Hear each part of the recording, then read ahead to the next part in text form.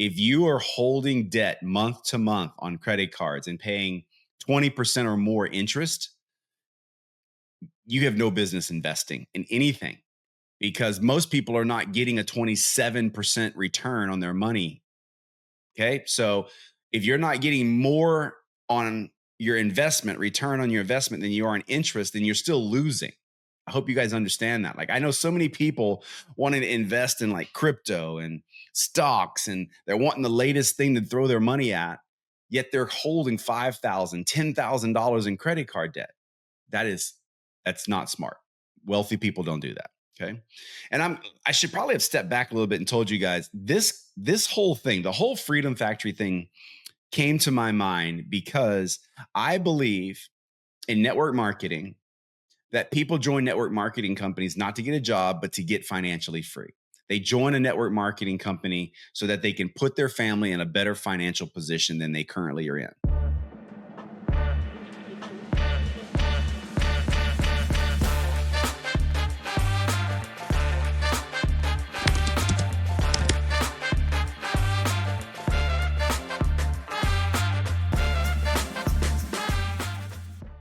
Hello, what's up, everyone? Welcome back to another episode of the Freedom Factory. I think this is number 36.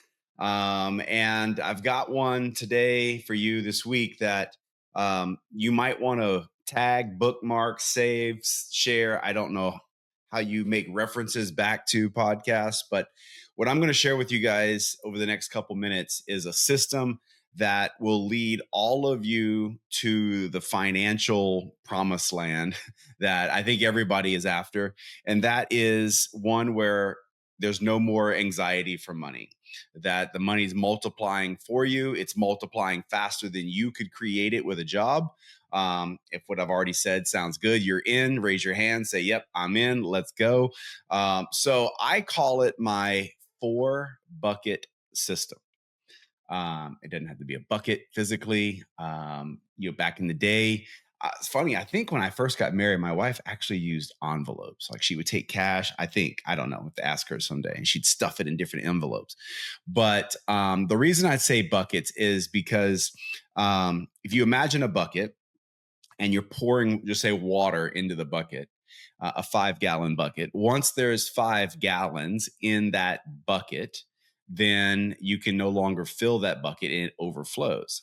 So if you've got a system, financial system that you pour finances into, you pour money into, once that one account gets to a certain amount that it can no longer hold or has no longer a need for you, it kind of would overflow into the next financial bucket or the next account. So that's really what we're talking about, is taking your money and giving it a job. All right. So I'm going to walk you guys through this so that you understand step by step what you should be doing every month. Because one of the biggest issues I see when I'm talking to people about this is they don't have the financial foundation in place before they start swinging like for home runs. And what I see a lot of people, what's happening to a lot of people is they're not in a better place financially because when you're swinging for the fences, you miss more times than you connect. And if that happens too often, you start looking at your investments and you start looking at money a little differently, a little bit of desperation, maybe even a little bit of fear. They're both bad. When you're investing, desperation and fear are both bad. It's not a good place to be making decisions from. And so what I'm about to lay out for you will remove desperation and will remove fear. I won't say that, when I make an investment that I'm not a little fearful of which way it's going to go. Like, if I write a check to someone and they're opening a business, I'm a little fearful that the business is going to fail. However, if it fails, I am not fearful that my life changes financially, like the way I live changes, because if that's the case, I should have never invested in the first place. Okay. So everything I'm going to share with you is predicated on one philosophy. And that is that you invest before you spend. So whether you're getting paid weekly, monthly, whatever, a couple times a month, you get your check. And before you spend the check on car payments, house payments, entertainment, food, groceries, before any of that money goes to those things, you take money and put it in your buckets. Okay. And there's four buckets, the four bucket system. Okay. Now, before we even get to the first bucket, I'm going to share with you something that everybody has to do because it's what's killing most people today. And that is get rid of your revolving debt. Mainly, I'm talking about credit card debt. If you are holding debt month to month on credit cards and paying 20% or more interest, you have no business investing in anything because most people are not getting a 27% return on their money. Okay. So if you're not getting more on your investment, return on your investment than you are on interest, then you're still losing. I hope you guys understand that. Like, I know so many people wanting to invest in like crypto and stocks, and they're wanting the latest thing to throw their money at, yet they're holding $5,000, $10,000 in credit card debt. That's not smart. Wealthy people don't do that. Okay. And I should probably have stepped back a little bit and told you guys this whole thing, the whole Freedom Factory thing came to my mind because I believe in network marketing that people join network marketing companies not to get a job, but to get financially free. They join a network marketing company so that they can put their family in a better financial position than they currently are in. Okay. And so I believe that's a great reason to join a network marketing company.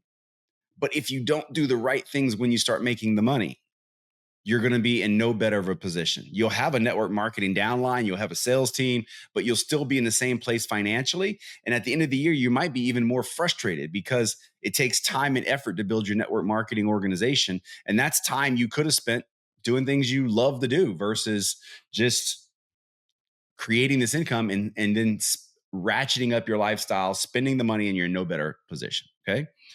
So here goes. First of all, I said it already once, I'll say it again. Get rid of your credit card debt. And it starts with you guys. If you are an employee, they are collecting taxes for you. Okay. And they probably are collecting enough taxes that you won't owe money at the end of the year. Maybe you'll get some money back. But the paycheck you get after taxes as a W 2, so they take the taxes before you pay any bills, take 10%.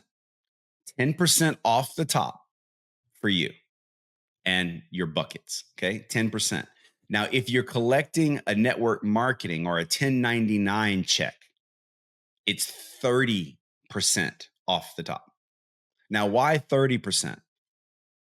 And some of you said, well, Brendan, I've heard you say 10% in the past. Here's what I'm just realizing is that most people that are collecting a 1099 are not even saving for taxes, because when you get a 1099 you still owe taxes at the end of the year.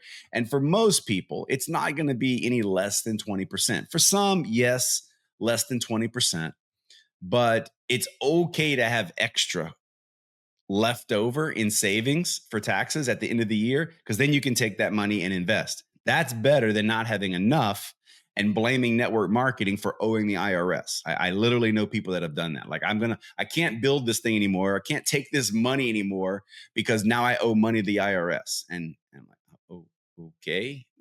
So I don't think the money of the company was the problem. I think your way of allocating money was the problem. So that's what I'm trying to alleviate for you guys. So 30%, guys, 30% of your network marketing check needs to go straight off the top into the buckets.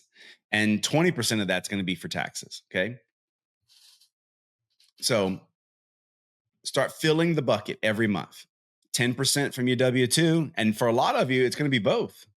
It's going to be both. 10% for your W 2. And then let's just use the number 10. So I said 30.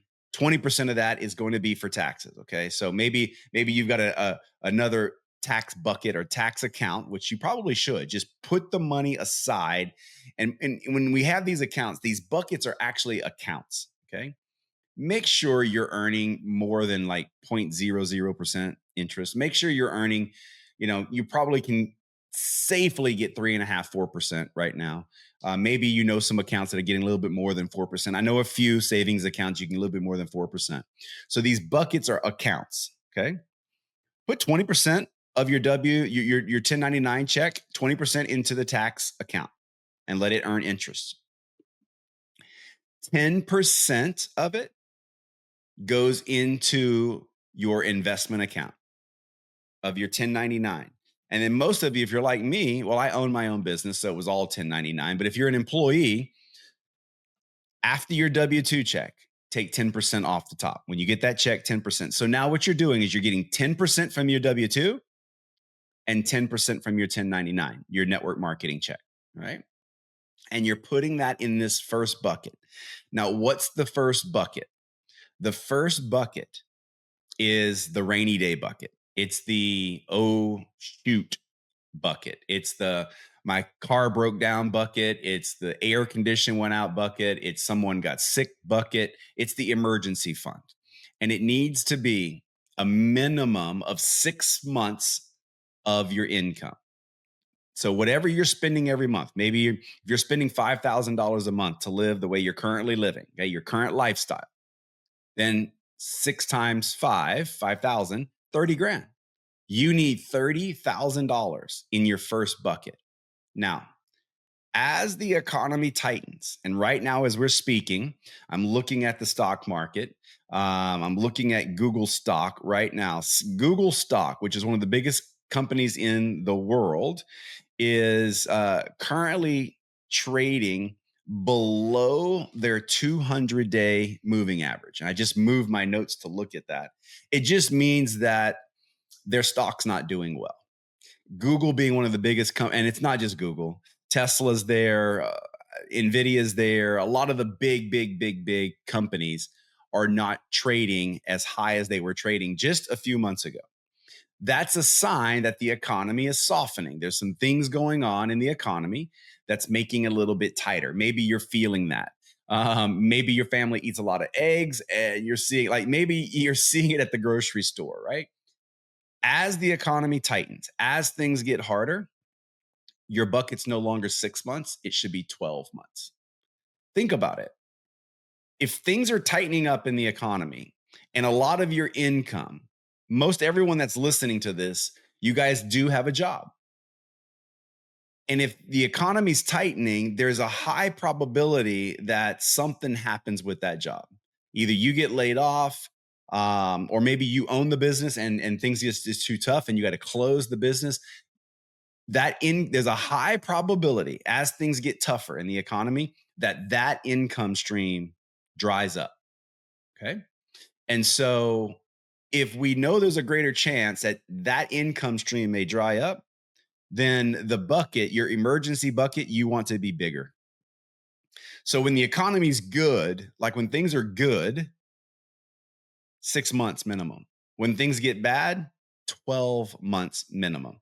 I'm going to say right now, I'm saying right now, the economy's not bad, but I want you to get 12 months, guys. I want you to get 12 months. And I'll tell you, my wife and I have 24 months in that first bucket. We have 24 months of money of our current burn rate, what we spend every month. I got 24 months set aside in a very low risk bucket. Okay. So, bucket number one is the emergency fund, right? Bucket number two, right? We're going on to this next step. And so I'm going to give you, I said it's a 4 bucket system, right? Bucket number one is your emergency fund.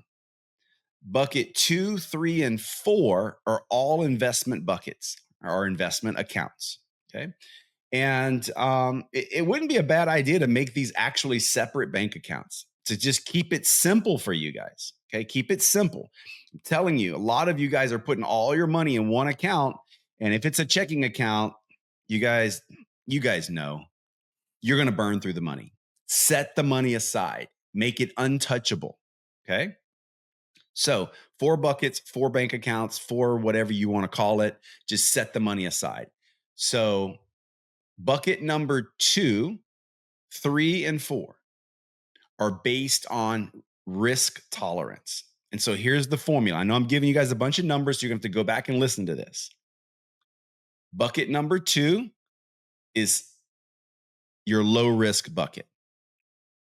Bucket number three is your medium risk bucket. Bucket number four is your high risk bucket. And I have a formula for how you split the money up. So if you get $1, I want you to split it up into these three buckets. Bucket 2, 3, and 4. I want you to split it up 60%, 30%, 10%. 60% in low risk investments, 30% in medium risk investments, 10% in high risk investments. And every month you split it up this way: 60% low risk, 30% medium, 10% high. And you keep doing this month after month. Now, where's this money coming from? It's coming from the overflow from your first bucket. What was the first bucket? It was your emergency fund. You filled it up. Now it's overflowing. So the overflow of this 10%, remember, I'm going over the numbers over and over and over again. 10% off of the top of your W-2, 10% off of the 1099. That money goes into these accounts. So let's say it's $100, okay? So that means $60 is going to go into your low risk investment account. $30 will go into your medium risk account. $10 will go into your high risk account. Now, let me clarify for you guys what I consider low risk, medium risk, high risk.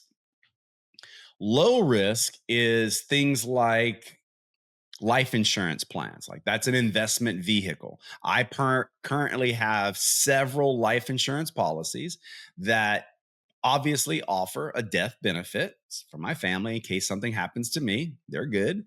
But the real reason I have it is that it pays off a 6% interest dividend and has for over 100 years.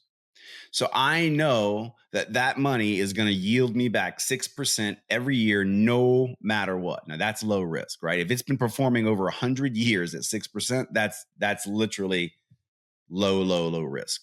There's also high yield savings accounts. There's CDs. There's annuities. These things are low risk accounts. And I want you to put 60% of that overflow into those accounts.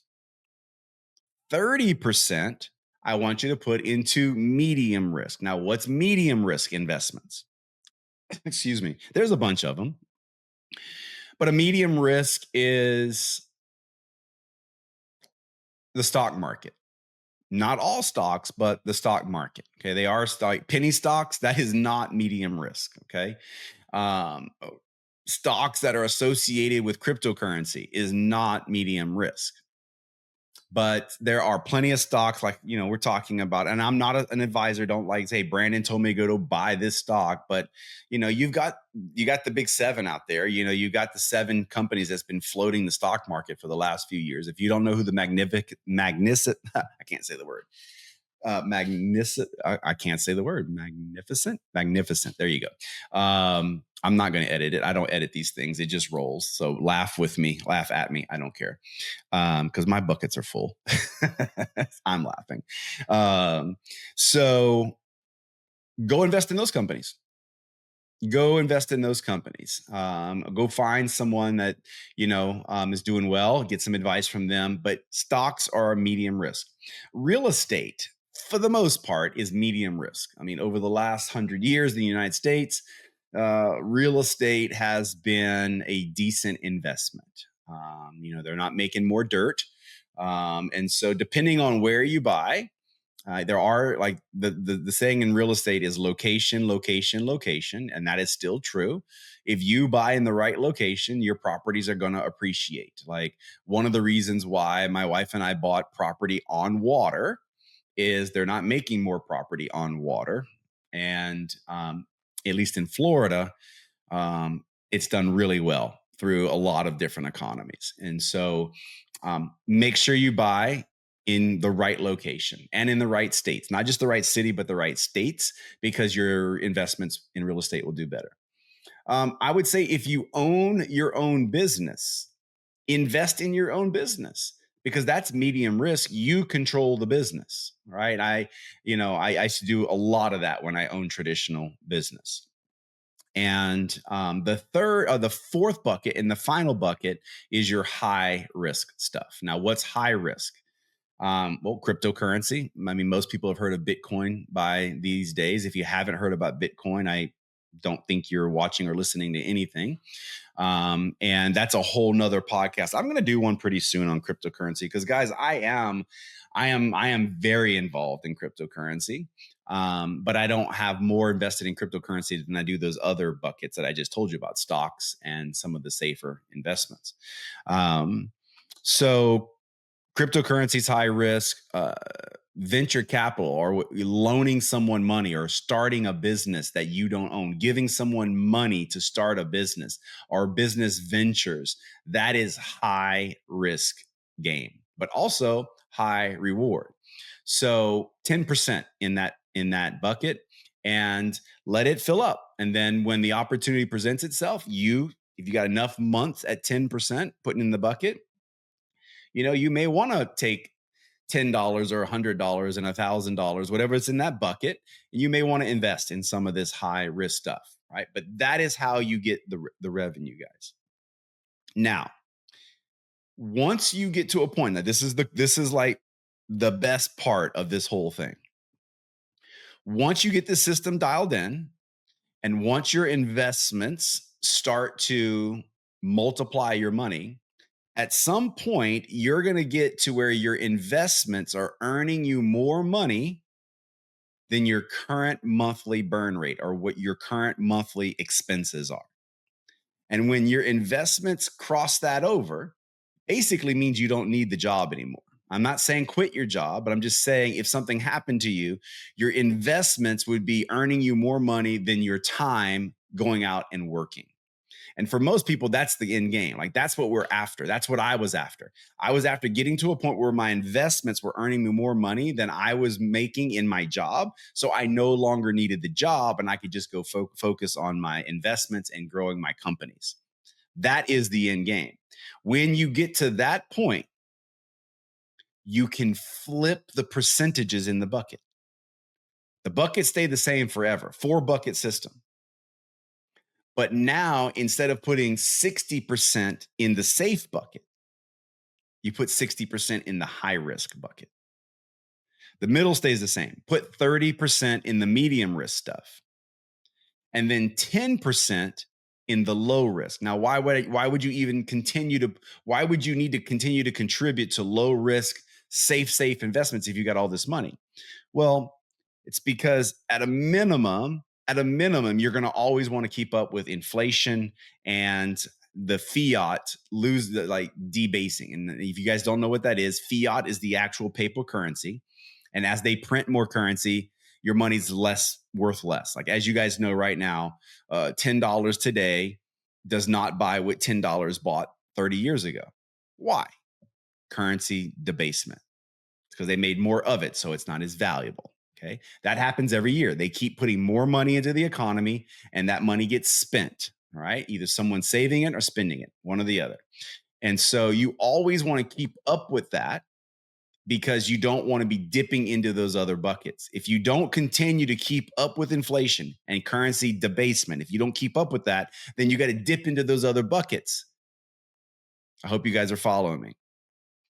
So, guys, that is when it becomes fun. When you can start taking large pieces of your monthly investments and swinging for the fences, swinging for startups, swinging for the risky stuff, because that's where ultimately the huge rewards are. Starting your own company or helping fund the starting of another company, being an early investor, an angel investor, being in front of a trend before other people hear about it. Like I could rattle off probably 5 companies right now that you guys have not heard of that you will hear of in the future. And I am financially invested in those companies because I've spent the time to network and put myself in a position to be in those conversations. You guys, there is power in proximity. I hope that's why you're a part of this podcast, so that I can kind of connect you to the right conversations and be thinking the right way so that you can have the right conversations and the right questions when you're hanging out with people. So you can get that network built around you. But this is it, guys. The 4 bucket system. Get rid of your credit card debt. Second, the first bucket is making sure you got 6 to 12 months emergency fund. And then the other 3 buckets, bucket 2, 3, 4, is that 60, 30, 10 formula of investing. And the money will be there eventually. Like right now, I'm looking over the screen right now, and you guys probably have heard of a company called Google. Okay, let's go with Google. Their stock right now is $169 a share. So when your 30% bucket, which is bucket 3, when that bucket 3 has $170 in it, you could go out and buy 1 share of Google because it's under $170.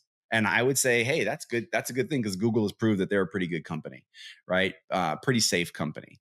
They're a little bit down right now, but hey, it's okay. I think they're going to be all right. I don't know any competitors to Google. If someone comes out and they're beating Google, then we'll change the conversation. But right now, they're top dog. When it comes to social media, you got Meta. Meta's at $656 a share right now. I don't know anyone doing it bigger or better than Meta at this point.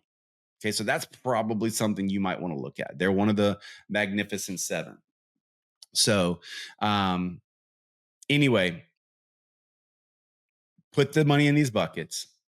Hopefully, you get to a point where you're able to every month do this without even thinking about it. That's the point. All of this, remember, guys, is predicated on the discipline of setting 10% aside of your checks outside of taxes. Forget about taxes. If you're W-2, they take the taxes. If you're 1099, you got to pay the taxes. Put 20% aside for that, 18%, 20, 25%, whatever that is. But we're talking 10%.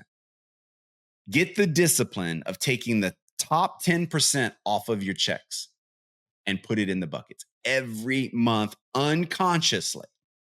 If you will do that, you are so far ahead of the rest of society because the rest of the world is spending their money and investing what's left. That's why they're frustrated. That's why they have all this financial anxiety. That's the switch, guys, you have to flip. Invest first, spend later. That's what you should be doing, okay? And then when you get this money, this 10%, put it in those 3 buckets, 60, 30, 10. And you will be happy, happy, happy when these buckets start to overflow, your money starts multiplying. And the day your investments start earning you more than you earn at your job, that's when you've reached freedom. That's what this is about. Financial freedom. That's why it's called, you guys, that is why this is called the Freedom Factory podcast. That is the core of what we do. So anyway, I hope you guys will listen to this one 2 or 3 times. I hope you will save it. I hope you will send it to your people. I hope you will send it to your family members so that all of the whole family is on the same page. This is what we're doing. Teach your kids this. I teach my kids this. I had this conversation with my kids this week, and they're doing phenomenal with it. Teach your kids this system, and they won't have to worry. They won't have things. How cool would that be to not have any anxiety over money? You guys, money causes so many problems in this world. I think most of the crime that we see is over money. I think if most of the people had no financial anxiety, I think murder rate goes down, theft goes down, all the nastiness goes down. Now we know that's not going to happen in this world, governed the way it is, but you can control your own world. You can control your own little economy. And that's the point of this thing, guys. So I hope you enjoyed this. This was a good one. And go back and reference this one. You guys have a great week. Get those buckets out. Start skimming 10%. You'll be happy. All right. Talk to you later.